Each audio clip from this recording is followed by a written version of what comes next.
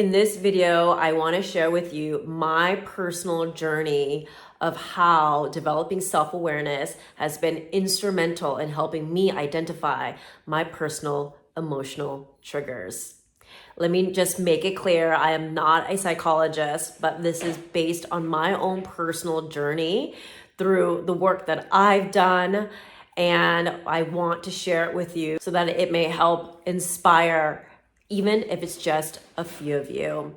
So if you're new to this channel or podcast, I am Chris O, the host of PS Younger Self. So this particular area of identifying my own personal emotional triggers honestly has been one of the hardest but biggest areas of growth in my personal journey. And the growth through this process has led me to really eye-opening insight and sharing the concept and value and meaning of standards versus expectations. And if you're not familiar and really curious about what I mean and why I'm so passionate about it, be sure to click the link in below where I will provide the link to the playlist of standards versus expectations. So the first step that has really been instrumental in helping me identify my emotional personal triggers. By the way, I'm gonna pause. If you hear background noise of little pitter pattering and footsteps or things, I have the cutest little new puppy in my life now. So she's in the background, keeping herself busy, playing with things. So rather than putting her in a different room, you may hear a little bit of her playing in the background. So I hope you don't mind. So the first step that helped me identify my personal emotional triggers was when I recognized a repeating pattern in my past serious relationships, which often led me to heightened states of feeling anxious, frustrated, and disappointed. And this is often when expectations were not met.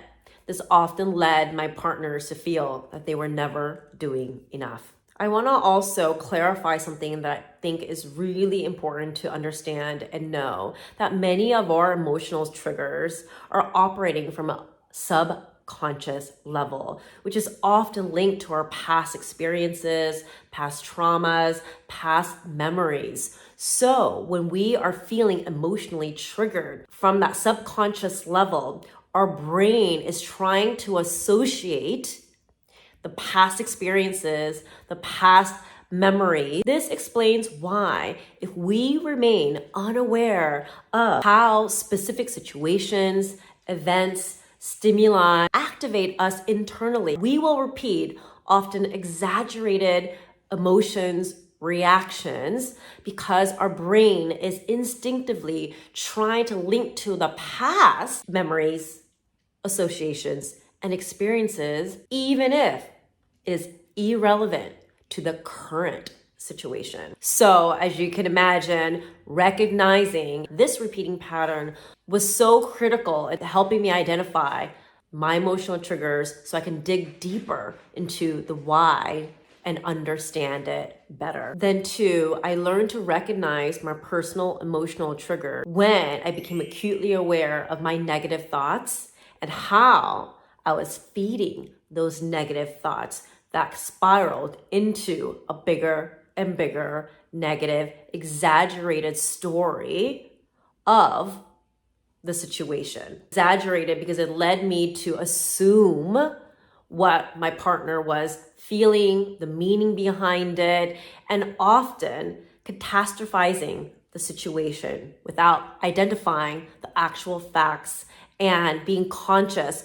of how I may have been reactive to the past experience, past memories, and past situation. Here's a specific example. If you're familiar with the attachment theory, I identify myself with having more of the anxious attachment style. So whenever I felt feelings of uncertainty, like if I didn't hear from my partner for an X duration of time, I would then create a story of what It meant that he didn't care about me. He wasn't thinking about me. He doesn't love me enough, so on and so forth, which was exaggerated. And I realized reactive to just a brief period of uncertainty, which heightened a triggered emotional state of worry and disappointment based on my unmet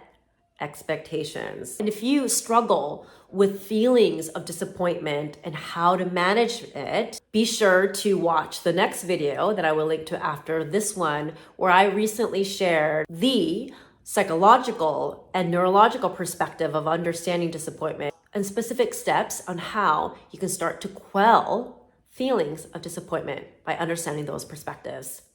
So be sure to watch that. And finally, I got really curious and asked myself a lot of self-reflective questions once I recognized this repeating pattern. Because you know what? So that I can show up as the best version of myself in a long-lasting, healthy relationship. So let me share with you some of the questions I asked myself, and I still do, because this is an ongoing practice. We can't immediately shut off our emotional triggers, but as I mentioned before, because so much of our emotional triggers are operating from a subconscious level, but I truly believe it's about us becoming self-aware, conscious, and having the tools to put them into practice in the present moment. So one of the first self-reflective question is, what am I feeling right now? Like, truly sit with your emotions.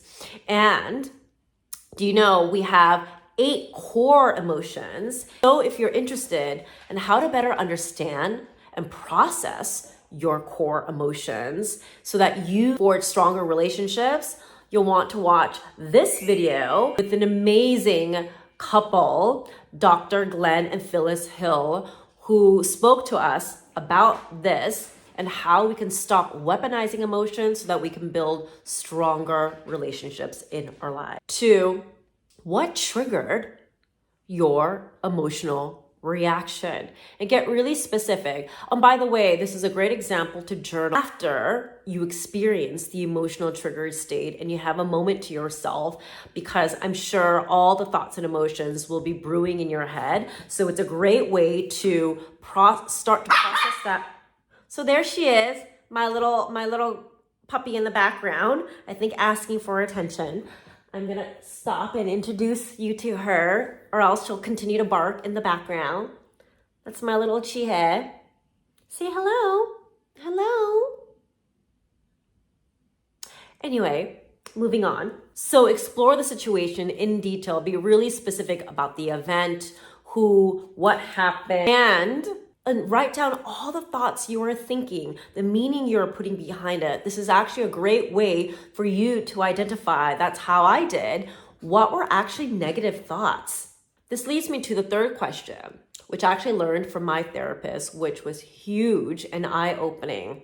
Is there evidence to support your negative thought? And doing that exercise will actually help put things into perspective that this feeling, this situation actually may not support your negative thought. Finally, what is the worst case scenario you're imagining right now? As I mentioned, and from my personal experience, our emotional triggered state will often lead to catastrophizing the situation. But if you really look at it and examine it from an objective point of view, you will recognize if you are feeding negative thoughts that will lead to this exaggerated thoughts. I know how challenging and exasperated you can feel when you are emotionally triggered. I certainly did, especially when I recognized that there was this repeating pattern in my past romantic relationships, including the most beautiful and recent one. And I'm still learning and trying to consciously not let my past